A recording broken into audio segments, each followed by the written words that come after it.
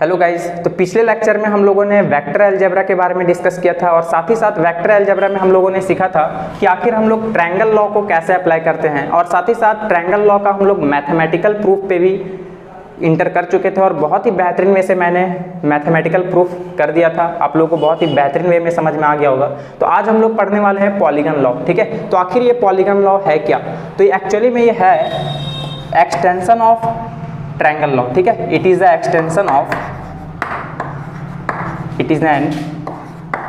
Extension of triangle law.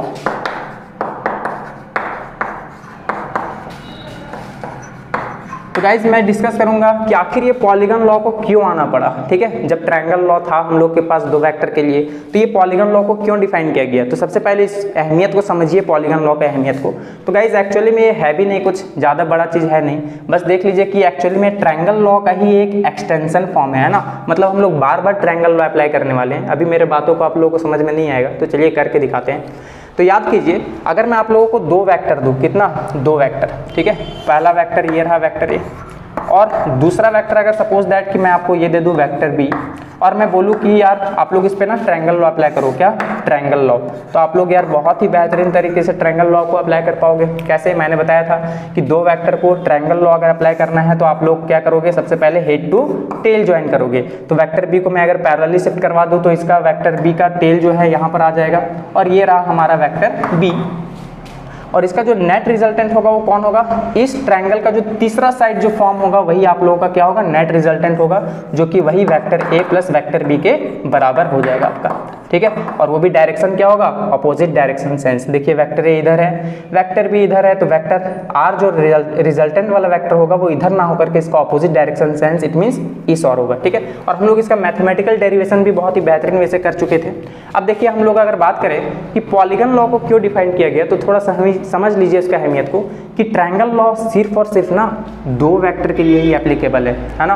अगर दो से ज़्यादा आ जाए तो हम लोग ट्रायंगल लॉ से हम लोग सॉल्व नहीं कर पाएंगे, इसीलिए हम लोग को पॉलीगन लॉ को डिफाइन करना पड़ा।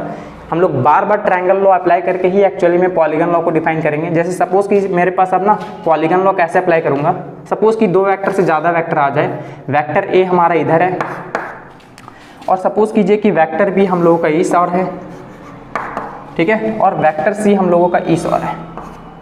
ठीक है, तीन वेक्टर को दिया मैंने, है ना। एक वेक्टर ए जो कि इस डायरेक्शन में है, वेक्टर बी इस डायरेक्शन में, और वेक्टर सी इस डायरेक्शन में है। अब मैं बोलूँ कि इस पे ना नेट रिजल्टेंट फाइंड आउट करके बताइए कि एक्चुअली में इस पार्टिकल का मूवमेंट क्या होगा। देखिए यहाँ समझिए बात को, एक पार्टिकल है, एक पार्टिकल पे फोर्स एक इस डायरेक्शन पे लग रहा है, एक इस डायरेक्शन पे लग रहा है, मतलब कहने का मतलब इस डायरेक्शन में लग रहा है, और एक इस डायरेक्शन में लग रहा है, मतलब एक इस डायरेक्शन में लग रहा है। तो बताइए इसका नेट रिजल्टेंट कितना होगा, है ना। अगर मैं बात करूँ कि दोनों वेक्टर अगर ऑपोजिट या सिर्फ दो वेक्टर के बारे में बात होता तो मैं बता देता था कि एक्चुअली में वो पार्टिकल का जो मूवमेंट होगा ना वो किधर होने वाला है, उन दोनों वेक्टर के कहीं ना कहीं बीच में होगा।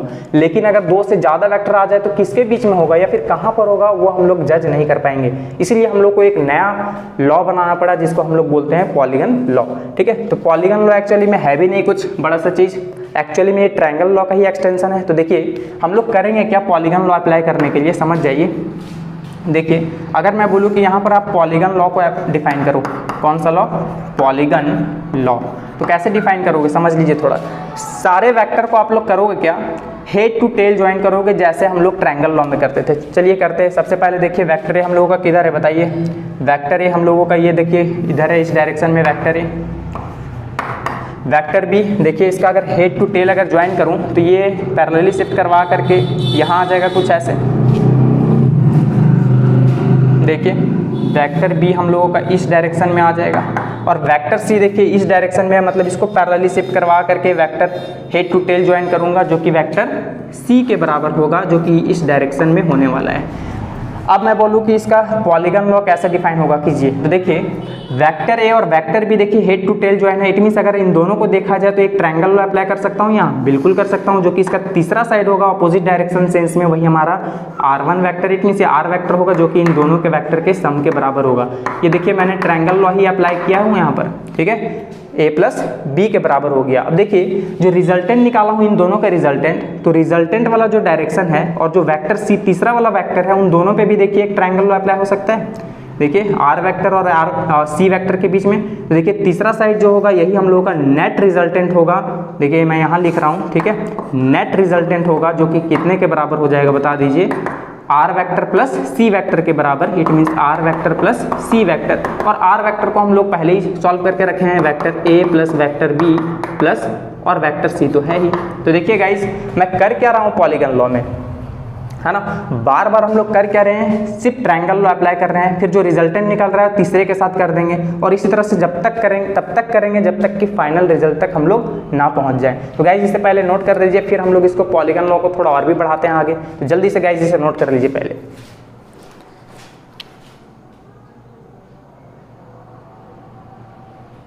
चलिए पॉलीगन लॉ के बारे में थोड़ा सा हमने सीखा था, अभी थोड़ा एक बार और प्रैक्टिस कर लेते हैं ताकि इससे अंदर जो भी डाउट है वो क्लियर हो जाए। तो देखिए मैंने बताया ना कि एक्चुअली में पॉलीगन लॉ को हम लोग अप्लाई करते हैं जब दो वेक्टर से ज़्यादा वेक्टर आ जाए तब, ठीक है। तो उसके लिए हम लोग पॉलीगन लॉ को डिफाइन किए हैं। हालांकि ये है तो ट्रायंगल लॉ ही ना, हम लोग बार बार तो ट्रायंगल लॉ को ही अप्लाई कर रहे हैं, इसलिए इसको हम लोग बोलते हैं एक्चुअली में ये एक्सटेंशन है, पॉलीगन लॉ जो है वो एक्सटेंशन है ट्रायंगल लॉ का ही, ठीक है। तो चलिए अब मान लीजिए मैं 4 वेक्टर ले लेता हूँ, ठीक है। अब उसका अगर नेट रिजल्टेंट निकालने बोलूँ तो आप लोग कैसे निकालिएगा, देखिए क्वेश्चन दे रहा हूँ। सबसे पहले वेक्टर ए हमारा इस डायरेक्शन में है, ठीक है, और वेक्टर बी जो है हमारा इस डायरेक्शन में है सपोज दैट, और वेक्टर सी जो है सपोज कीजिए कि ये इस डायरेक्शन में है वेक्टर सी, और वेक्टर डी जो है हमारा इस डायरेक्शन में है, ठीक है। तो 4 तरह का मैंने देखिए वेक्टर लिया हूँ, ठीक है, vector A, vector B, vector C और फिर वेक्टर डी। अब मैं बोलूँ कि आप लोग यार इस पे एक पॉलीगन लॉ अप्लाई करके बताओ, तो कैसे अप्लाई करोगे पॉलीगन लॉ। तो देखिए एक्चुअली में हम लोग ट्रायंगल लॉ के जैसा ही सोचेंगे इसमें, है ना। करेंगे क्या कि जितना भी वेक्टर हम लोग को नजर आ रहा है सभी वेक्टर को हम लोग हेड टू टेल ज्वाइन कर देंगे, ठीक है। तो देखिए वेक्टर ए से वेक्टर बी का टेल को मैच करेंगे तो हेड टू टेल ऐसे ही मैच हो जाएगा, इसको पैरेलली शिफ्ट करवा करके। तो चलिए करते हैं, देखिए ध्यान से, है ना। यहाँ पर मैं करके दिखा रहा हूँ थोड़ा बड़ा डायग्राम में ताकि आप लोग को नेट रिजल्टेंट समझ में आ पाए। तो ये रहा वेक्टर ए, ये रहा हम लोगों का वेक्टर ए, और वेक्टर बी को देखिए इस डायरेक्शन में हो जाएगा ये, है ना, वेक्टर बी इस डायरेक्शन में हो जाएगा जो कि डायरेक्शन इधर है।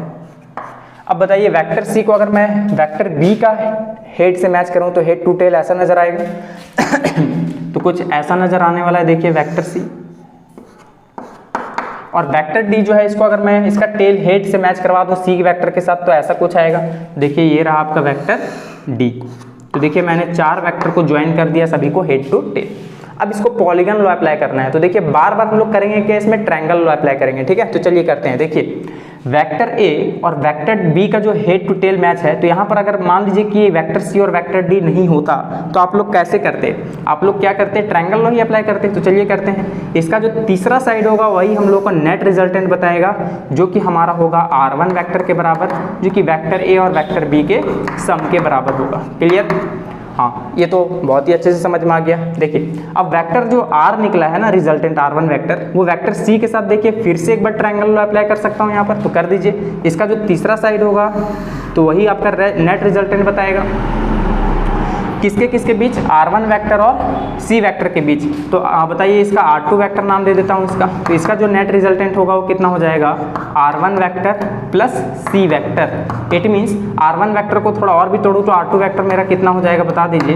R1 को A प्लस बी लिखा हूँ ना, तो A प्लस बी और चूंकि प्लस C तो है ही, तो देखिए ये होने वाला है आप लोगों का। अब देखिए ये जो हमारा R2 वेक्टर निकला है और ये जो D वेक्टर है हम लोगों का, इन दोनों का भी एक नेट रिजल्टेंट निकाल सकता हूँ ट्रायंगल लॉ की मदद से। देखिए इसका हेड से इसका टेल ज्वाइन है, तो इसका जो तीसरा साइड होगा वो हम लोगों का नेट रिजल्टेंट बताएगा जो कि होगा R नेट। क्या होगा, देखिए यहाँ पर मैं लिख रहा हूँ, ठीक है, ये कितना हो जाएगा आपका R नेट वेक्टर के बराबर हो जाएगा। इट मीन्स नेट रिजल्टेंट आएगा आपका। कैसे आएगा बताइए, R2 प्लस डी वेक्टर होगा, देखिए कितना हो जाएगा R2 vector plus D vector. तो R नेट वेक्टर जो है हम लोगों का वो R2 वेक्टर कितना है बता दीजिए। R2 वेक्टर देखिए A प्लस बी प्लस सी है, तो लिखिए यहाँ पर vector A plus vector B plus vector C plus vector D, ठीक है। ये हम लोगों का नेट रिजल्टेंट हम लोग देखिए पॉलीगन लॉ को अप्लाई करके बहुत ही बेहतरीन वे से फाइंड आउट कर लिए, ठीक है। लेकिन आप लोग को समझ में आना चाहिए कि ये पॉलीगन लॉ है क्या, एक्चुअली में एक्सटेंशन है ट्रायंगल लॉ का। ये देखिए हर बार हम लोग क्या कर रहे हैं ट्रायंगल लॉ को ही अप्लाई कर रहे हैं, तब तक कर रहे हैं जब तक कि हम लोग का नेट फाइनल रिजल्ट तक ना पहुंच जाए। इट मीन्स करते करते पहला वाला अगर मान लीजिए 2 वेक्टर को लेकर के एक पहला R1 रिजल्टेंट निकालूं ट्रायंगल लॉ के अप्लाई से, फिर वो R1 वेक्टर और तीसरे वेक्टर के साथ नेट रिजल्टेंट निकाल लीजिए फिर से ट्रायंगल लॉ अप्लाई करके, फिर वो जो नेट आएगा फिर अगला वेक्टर है तो उसके साथ कर लीजिए, है ना, जो कि फाइनल रिजल्ट आ जाएगा। अगर मान लीजिए एक और वेक्टर ई होता तो ये जो हमारा R नेट निकला है ना, इसको हम लोग R3 दे देते और R3 और अगला वाला वेक्टर के साथ फिर से एक बार ट्रायंगल लॉ अप्लाई कर देते। तो गाइज ये बात आप लोग समझ सकते हो कि पॉलीगन लॉ जो है एक्चुअली में ये एक्सटेंशन है ट्रायंगल लॉ का, ठीक है। तो गाइज उम्मीद करता हूँ कि अब आप लोगों को समझ में आ गया होगा, तो इसे जल्दी से नोट कर लीजिए। फिर हम लोग का इंपॉर्टेंट एक्चुअली में है क्या, ट्रायंगल लॉ और फिर पैरेललोग्राम ही लॉ है ना, ठीक है। 2 ही लॉ हम लोग के लिए इंपॉर्टेंट है, इससे न्यूमेरिकल्स वगैरह नहीं आता है, बस थोड़ा समझने के लिए कि अगर आप लोगों के माइंड में अगर ऐसा आ जाए कि अगर 2 वेक्टर से ज़्यादा आ जाए तो हम लोग कैसे सॉल्व करेंगे, ठीक है। 2 वेक्टर से ज़्यादा आ जाए तब अगर मैं बात करूं कि मेरे पास एक पार्टिकल है जो कि एक वेक्टर ए इधर लग रहा है और वेक्टर बी इधर लग रहा है, तो मैंने बताया था कि इसका जो नेट रिजल्टेंट होगा ना वो कहीं ना कहीं इन दोनों वेक्टर के बीच में ही आएगा, और इसका हम लोग मैथमेटिकल डेरिवेशन कर लिए थे। लेकिन सपोज कि एक पार्टिकल पे बहुत सारा फोर्सेज अप्लाई हो रहा है इस और, तब इसका नेट रिजल्टेंट क्या होगा, तब हम लोग वहाँ पर पॉलीगन लॉ के मदद से हम लोग फाइनल रिजल्ट के बारे में जज करते हैं, और ये कुछ भी नहीं है। तो गाइज इंपॉर्टेंट है हम लोगों का ट्रायंगल लॉ और पैरेललोग्राम लॉ, जो कि ट्रायंगल लॉ के बारे में हम लोग बहुत ही बेहतरीन वे से समझ चुके हैं। अब हम लोग नेक्स्ट लेक्चर में अभी हम लोग पैरेललोग्राम के बारे में डिस्कस करेंगे। अब पहले इसे नोट कर लीजिए, इसी लेक्चर में हम लोग इसको इंक्लूड करते हैं।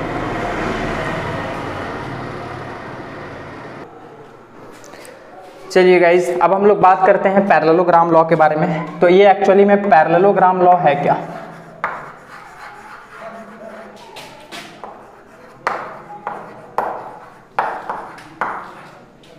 ठीक है। और मैं जब ट्रायंगल लॉ बता रहा था तभी मैंने बताया था कि हम लोग का इंपॉर्टेंट क्या है, ट्रायंगल लॉ और पैरेललोग्राम लॉ। लेकिन भले हम लोग लॉ अलग अलग यूज कर रहे हैं, लेकिन ट्रायंगल लॉ और पैरेललोग्राम लॉ का जो रिजल्ट आएगा, जो फाइनल रिजल्ट आने वाला है, वो हम लोगों का सेम आएगा, ठीक है। तो चलिए हम लोग जब इसका मैथमेटिकल प्रूफ पे उतरेंगे तब मैं आप लोगों को कंपेयर करके बताऊंगा। तो देखिए पैरेललोग्राम लॉ भी जो है ना वो एक्चुअली में ये भी 2 वेक्टर का नेट रिजल्टेंट निकालने के लिए ही यूज होता है, बस बात अलग अलग बोलता है, स्टेटमेंट जो है थोड़ा सा अलग है रिजल्टेंट निकालने का, लेकिन जो फाइनल रिजल्ट निकलेगा दोनों से जो प्रूफ करेंगे तो सेम ही आता है ना, सिर्फ स्टेटमेंट अलग अलग है। अलग अलग समझ रही कि सब ऐसे सपोज कर सकते हैं आप लोग कि भले रास्ता अलग अलग हो लेकिन मंजिल एक है, ठीक है। भले आप ये रास्ता से जाओ या फिर ये रास्ता से जाओ, आप लोग पहुंचोगे एक ही डेस्टिनेशन पर जहां पर होगा मान लीजिए मुंबई या दिल्ली, ठीक है, ऐसा कुछ समझ सकते हो। तो भले हम लोग ट्रायंगल लॉ और पैरेललोग्राम लॉ अलग अलग रास्ता अपना रहे हैं, है ना, अलग अलग लॉ के बारे में पढ़ रहे हैं, लेकिन दोनों लॉ का जो रिजल्टेंट है वो एक्चुअली में सेम ही है, ठीक है। तो चलिए बात करते हैं। सपोज कि मेरे पास 2 वेक्टर है, एक वेक्टर ए और वेक्टर बी। ये रहा वेक्टर ए, ठीक है, और ये रहा हम लोग का वेक्टर बी।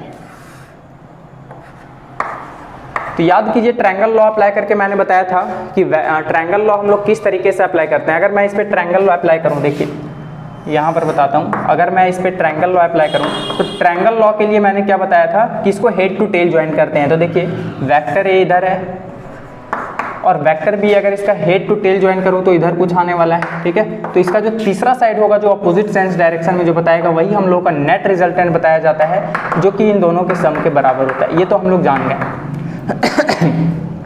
लेकिन अगर मैं बोलूँ इसी पे आप पैरेललोग्राम लॉ अप्लाई करके बताओ, है ना, कौन सा लॉ, पैरेललोग्राम लॉ, ठीक है, पैरेललोग्राम लॉ। तो देखिए मैं यहाँ पर अप्लाई करके बता रहा हूँ पैरेललोग्राम लॉ। तो कैसे अप्लाई करेंगे, सबसे पहले करना क्या है, इसको ना टेल टू टेल मैच करना है। पैरेललोग्राम लॉ में कैसे मैच करूँगा बताइए, टेल टू टेल। उसमें कैसा करते थे, हेड टू टेल, ठीक है। ट्रायंगल लॉ में हेड टू टेल मैच करते थे, देखिए हेड टू टेल। लेकिन हम लोग पैरेललोग्राम में क्या बोलता है कि टेल टू टेल मैच करना है। तो देखिए वेक्टर ए इधर है हम लोगों का, ठीक है, ये रहा वेक्टर ए, और वेक्टर बी को अगर मैं इसे पैरेलली शिफ्ट करवा के अगर इसका टेल टू टेल में अगर मैच करवा दूँ तो कुछ ऐसा नजर आने वाला है। देखिए वेक्टर बी, ये कुछ ऐसा नजर आएगा, थोड़ा इसे छोटा कर देता हूँ, ठीक है, ये रहा हम लोग का वेक्टर बी।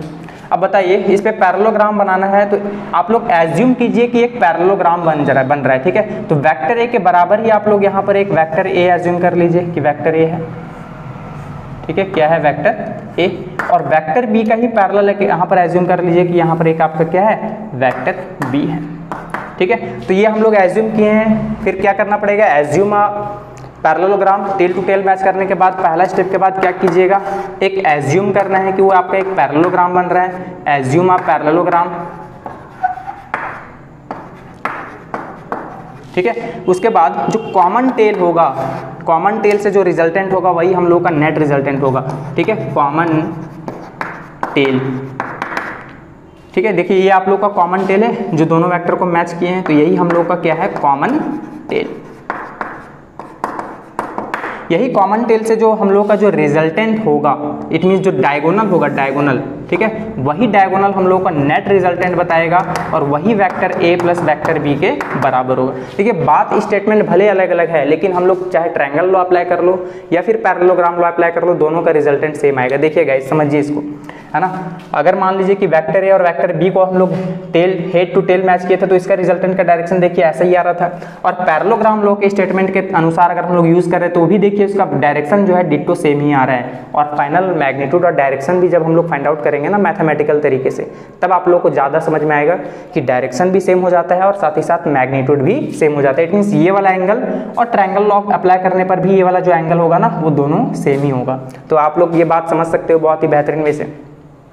तो सबसे पहले पैरेललोग्राम अप्लाई करने के लिए आपको टेल टू टेल ज्वाइन करना पड़ेगा दोनों वेक्टर को। उसके बाद एक एज्यूम करना पड़ेगा कि एक पैरेललोग्राम है, तो इसी का पैरेलल हम लोग एक वेक्टर ए एज्यूम कर लेंगे और इसी का वेक्टर बी के बराबर एज्यूम कर लेंगे, और जो कॉमन टेल से जो डायगोनल होगा उस पैरेललोग्राम का वही हमारा नेट रिजल्टेंट होगा जो कि vector A plus vector B के बराबर होगा। तो गाइज यही है हम लोगों का पैरेललोग्राम लॉ, और आप लोग यार बहुत ही इजी वे में इसे यूज कर पाओगे। अब हम लोग नेक्स्ट लेक्चर में पैरेललोग्राम लॉ का हम लोग मैथमेटिकल डेरिवेशन करने वाले हैं, ठीक है, तो जो कि बहुत ही ज़्यादा इंपॉर्टेंट है। उसके बाद हम लोग न्यूमेरिकल सॉल्व करेंगे, बहुत ही अच्छा न्यूमेरिकल बन जाएगा आप लोगों से, ठीक है। तो गाइज उम्मीद करता हूँ कि आप लोगों को बहुत ही बेहतरीन वे से समझ में आ गया होगा। तो गाइज आज के लिए इतना ही, थैंक यू।